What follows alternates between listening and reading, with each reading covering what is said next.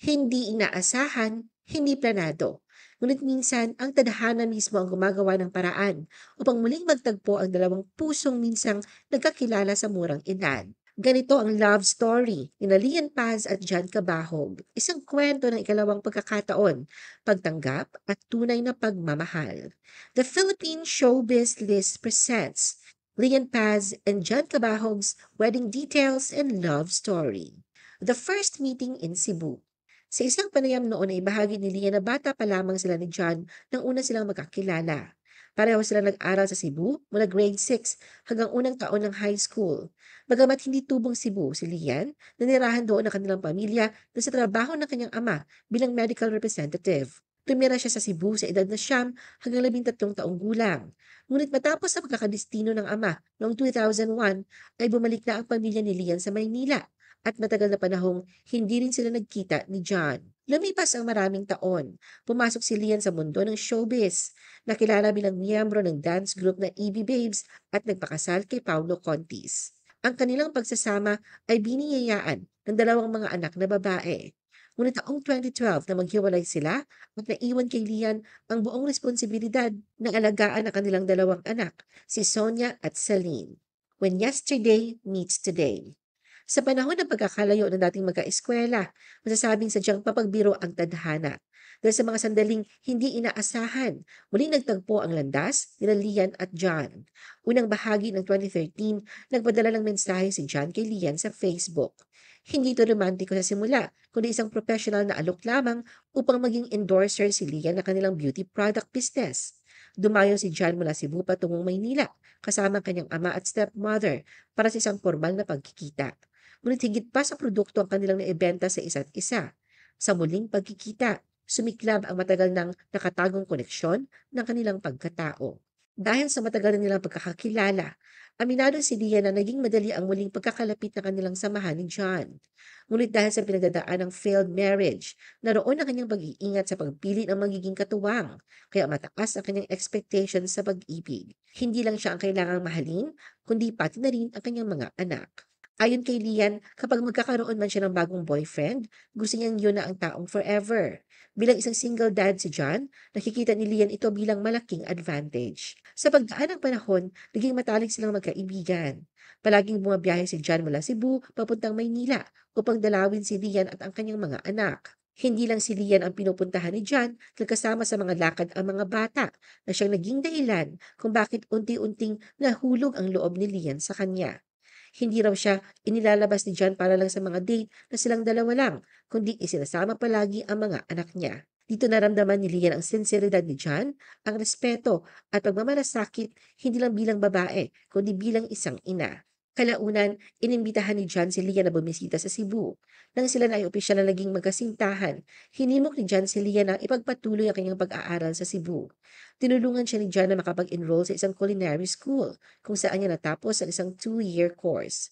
Doon natuto si Lian ng iba't ibang klaseng lutuin, pati na rin ng kitchen management. Sa panahong yon, unti-unti nang nabubuo ang pangarap nilang pamilya. A fresh start with blended family.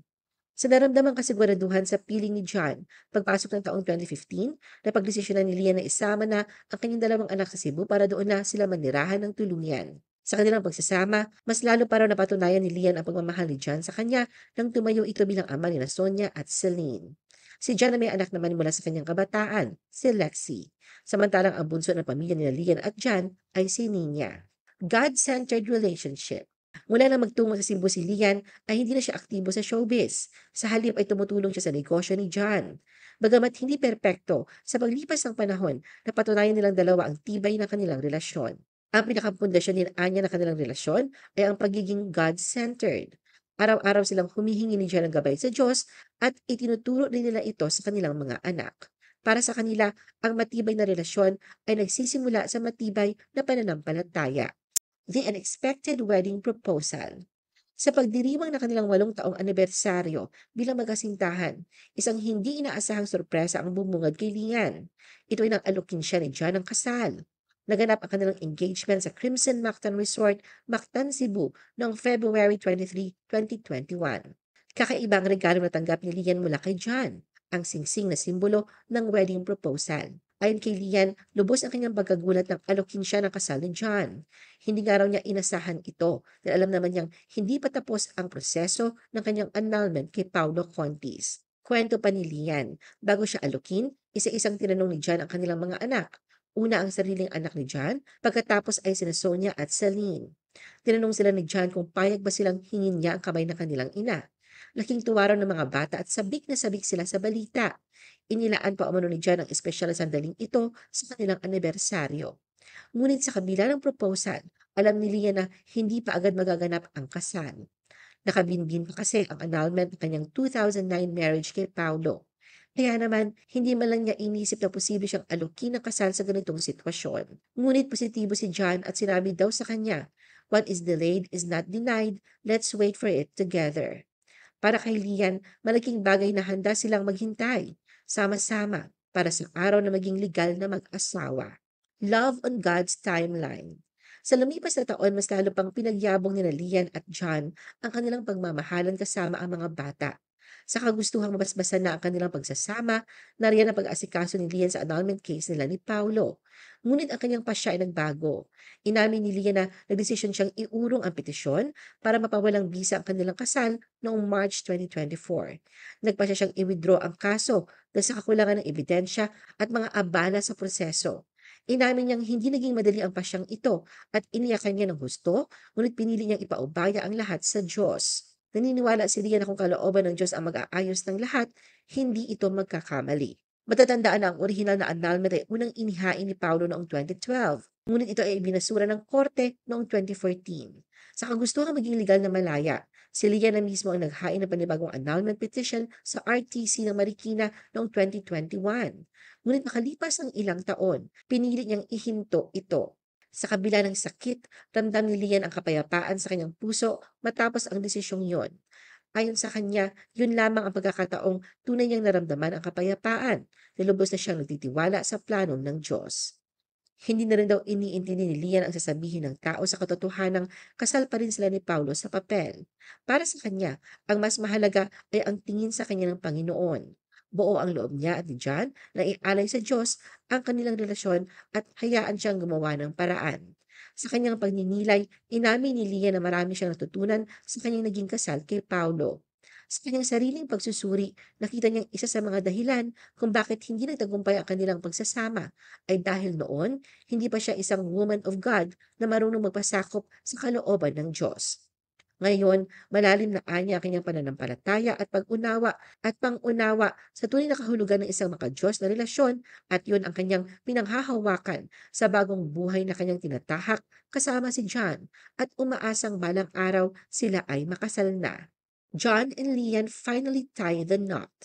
Tunay na kapag inalay sa may kapal ang pananalig, makakamit ang iyong hinihiling. Matapos ang matagal na panahong paghihintay, tuluyan na nabasbasan ang pagsasama nina John at Lian. Ikinasal sila sa pamamagitan ng civil wedding ceremony na ginanap sa Mandawi, Cebu.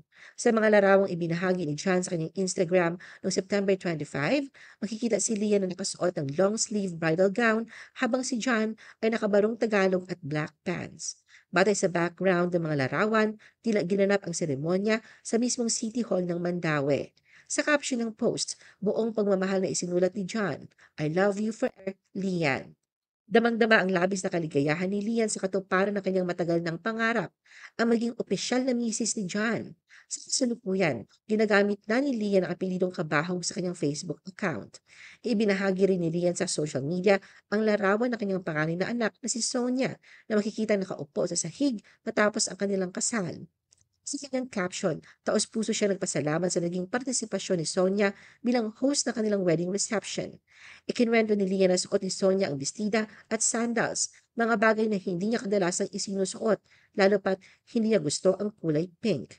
Sa kabila nito, pinili pa rin daw ni Sonia na magsakripisyo at tumulong upang maging matagumpay ang wedding celebration.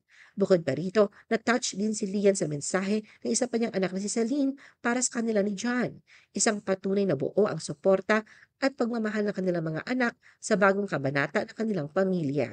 Ipinost din ni Lian ang kuha nito naka-wedding gown pa kasama ang dalawa niyang sister-in-law. Kitang-kita sa mukha ni Lian ang sobrang kasiyahan na isa na siyang Mrs. Lian Cabahog. Sa isa pang post, binahagi din ni Lian ang isang litrato kasama ang kanyang mother-in-law. Ayon kay Lian, itinuturing niyang malaking biyaya mula sa Diyos ang pagkakaroon ng isang pagbigay, mabait, maunawain, mapagmahal at malalahaning mother-in-law. Simula pa lamang daw ng kanilang pagkikita, naging kaibigan na niya si Mami Tin at agad siyang tinanggap ng bukas ang mga bisig. Binanggit din ni Lian na si Mami Tin ang kanilang laging one call away anumang oras ng araw. Ang pagpapakasal na John at Lian ay nangyari ilang buwan lamang matapos sa publiko ang panunumbalik ng komunikasyon nila at ng kanyang mga anak kay Paulo. Ano ang masasabi mo sa video na ito? Mag-like o mag-react at huwag mahiyang mag-comment. For our YouTube viewers, huwag kalimutan mag-subscribe at i-hit ang notification button. At para sa aming Facebook viewers, mag-like at follow sa aming Facebook page para updated ka sa mga showbiz chika. Thanks for watching!